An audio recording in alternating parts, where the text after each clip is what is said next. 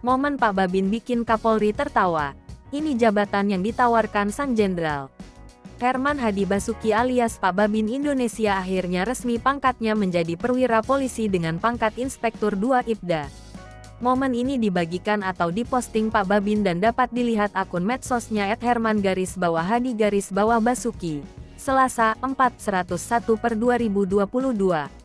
Pada saat pelantikan menjadi perwira polisi, Pak Babin bertemu langsung dengan Kapolri Jenderal Listio Sigit Prabowo dan juga berkesempatan sempat berbincang-bincang.